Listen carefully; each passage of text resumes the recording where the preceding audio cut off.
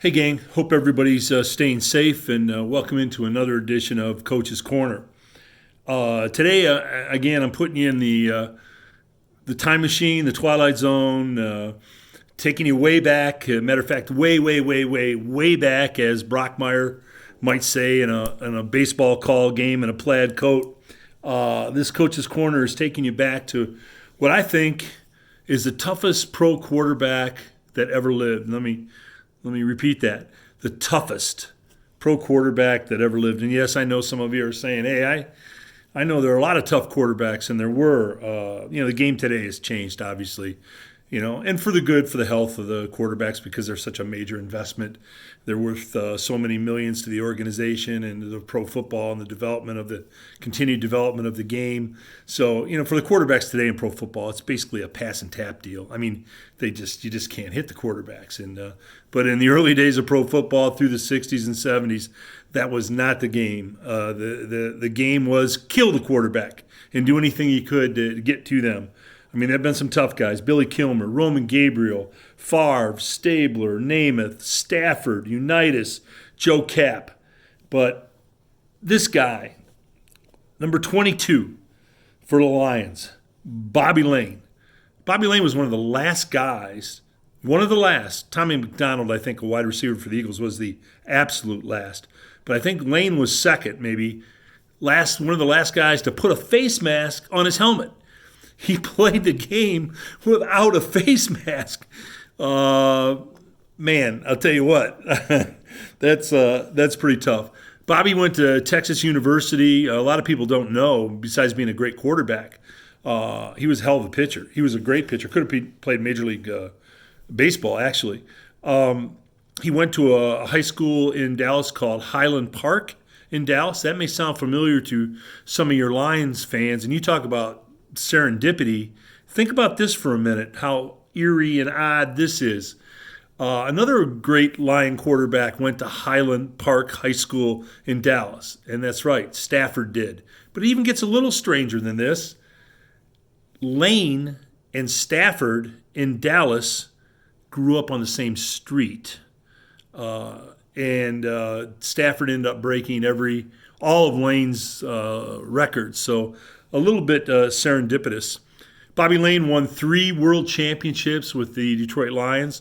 All of you long-suffering Lions fans, of which I've been for a long time, always followed the Lions, always loved the Lion quarterbacks, the good, the bad, and the ugly, and there were a composite of many of them, going back to the Carl Sweetans of the world, and Earl Morrall, and Tobin Rote, and Melt Plum, and I loved Hipple was cool, I thought, and many Landry and many others. But Lane won 3 world championships with the Lions. If you can imagine that. The world championship then in the 50s and early 60s was pre-Super Bowl, so it was the Super Bowl. So you long-suffering Lions fans, if you can imagine, the Lions won 3 Super Bowls under Bobby Lane. Then they decided to trade Lane, and he was still at the height of his game. He had been picked up on a DUI charge, and they were tired of the off the field. Lane was unabashedly a carouser. He used to park his car. This is what he did, and I'm certainly not advocating this, but they knew him so well in Detroit that he parked his car on the sidewalk in front of the bistro or bar that he was in, and the Detroit police never ticketed him, never bothered him. That's Bobby Lane's car. That's the kind of effect he had on the city of Detroit. But the Detroit hierarchy got a little tired of it, and they traded him away to Pittsburgh. Pittsburgh hadn't had a winning season, and it was a horrible franchise at that time in 62, 60, 61, 62. And they hadn't won in 10 years.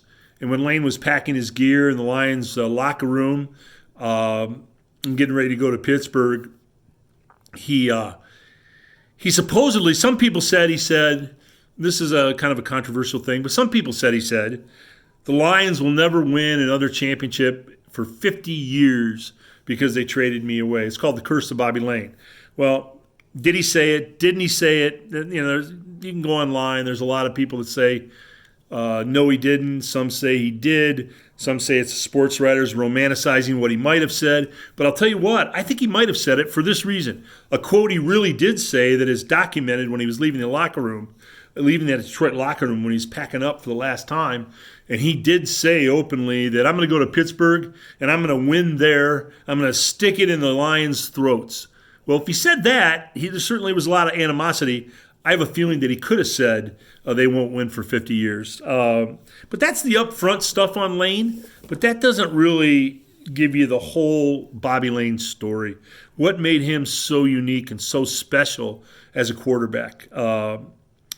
He picked up every dinner tab, every bar tab of every player that he went out with from the Lions. I mean, no questions asked.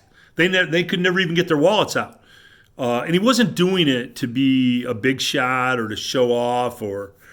He did it because he felt that, hey, I make much more money than everybody on the team, and those guys are making a lot less, and they play hard for me when I'm playing quarterback. The least I can do is make it easier for them economically and pick up their tabs. When parents had died of Lions players, without any fanfare, without any recognition, Bobby Lane would find out where the arrangements were being made and so forth, and he would just send a check and pay for all the funeral arrangements. So you can kind of get a feeling for, as a teammate, what he meant to those players. And I'll give you kind of a personal aside. My uncle, Lee Pete, who was really one of the first great quarterbacks in the history of the University of Toledo, he could throw the ball deep. He was good. Chuck Ely just broke his records, and they were way far apart in years. So Lee he could throw it. He went to Detroit, got a tryout with the Lions when Lane was a quarterback there during double sessions. And my uncle was there for 2 weeks. He came home after 2 weeks. And, everybody asked him, well, why'd you come home? Why aren't you staying there? And my uncle said, listen, I'm going to tell you one thing in Detroit. There is only one quarterback in Detroit, and there'll only ever be one quarterback in Detroit when Bobby Lane is there. There's no other quarterback. There'll never be another quarterback but Bobby Lane. That's the effect that he had on this team, that he had on that city. And even to go a little bit further, to give you more of an insight into Lane, it was a cold day in Chicago, and very cold, sub-zero, snow on the ground, bitter cold, Chicago wind. Detroit's on the road playing against the Bears, the fearsome Bears. And in pro football then, in the 50s and early 60s, every pro football squad had a goon. It was just like hockey. Same deal as hockey. Hockey has a goon playing on the team. Well, pro football had a goon. They weren't necessarily had any skill defensively, but their skill was they'd go in the game and they'd try to hurt the star offensive player for that team that they were playing that day. So the Bears had their goon. They put him in the game, and if you could get Lane out of the game, you had a chance to beat the Lions. So this guy lines up at defensive end, and Lane drops back to pass, throws a pass. This guy comes in late, hits Lane low, hits him in the knee area, and it's twisting his knee. Well, he got a penalty, but he was more than willing to take the penalty. He was a goon. His job is to get Lane out of the ballgame. So Lane, tough guy, shirks it off, goes back to the huddle, calls another play, another pass play. Same exact thing happens. The guy comes in late, hits him low, wrenching his knee, trying to break his leg or rip his knee out. So finally this time got another penalty, but in those days they didn't throw people out of the games. You'd have to literally kill somebody to get thrown out of the ballgame. Lane goes back to the huddle, and he tells his right tackle who is blocking this end, here's what he tells him. Listen, I'm calling another pass play. Let him go. Don't block him. The guy goes, what are you talking about, Bobby? He said, let him go. So remember, it's below zero, 20, 30 mile an hour wind. If you've ever played football when it's below zero, the football becomes a rock. I mean, it is rock hard. Lane had an incredibly strong arm. He was a baseball pitcher also. So Bobby calls a pass play, and he drops back, not 7, he dropped back 10 yards, an extra 3 yards, give him a little more room.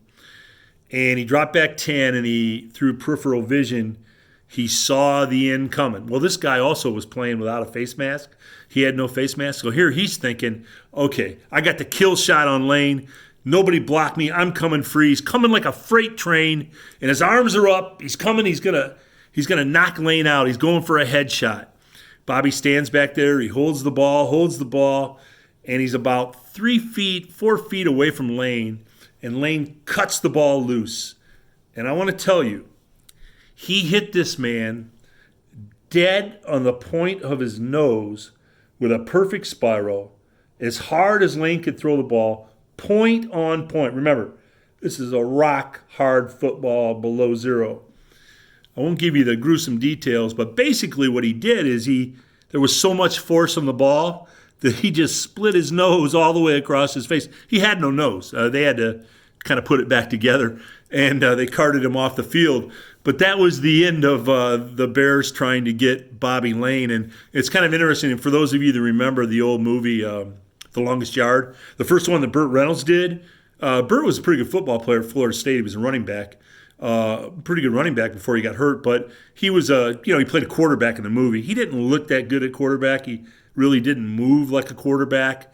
But he's an athletic enough to get, and they had a sequence in that movie where they used the Bobby Lane trick of hitting a defender with the ball. Didn't hit him in the nose, hit him someplace else where you could well imagine it might be funny and also knock him out of the ball game. Then when Adam Sandler came along and did the remake of The Longest Yard, he did the Bobby Lane trick again. And it's kind of an interesting irony. I thought Adam Sandler actually looked a lot better at quarterback and more athletic than Burt Reynolds did, which was totally surprised me. Alex Karras, you remember Alex Karras, who played for the Lions? Ferocious defensive tackle, huge behemoth of a guy out of Iowa when he came to the Lions. I mean, he's a big, huge man, all-pro, Hall of Fame. When he came to the Lions, a rookie out of Iowa, Lane used him as his driver. So he'd make him drive him all around town for food and drinks, and every night after practice. Karras, this mountain of a man, was so afraid of Lane, at the end of the night, half the time, Karras was crying at the end of the night. He's terrified of Bobby Lane. I think probably the best and truest thing that I've ever heard, and I'm going to give you a little, talk about gunfighter eyes here. See if you see some gunfighter eyes there. Number 22, Bobby Lane. The best and truest thing that anyone ever said about Bobby Lane, as far as I'm concerned, is Bobby never lost a game. He just ran out of time. That's Coach's Corner. Stay safe.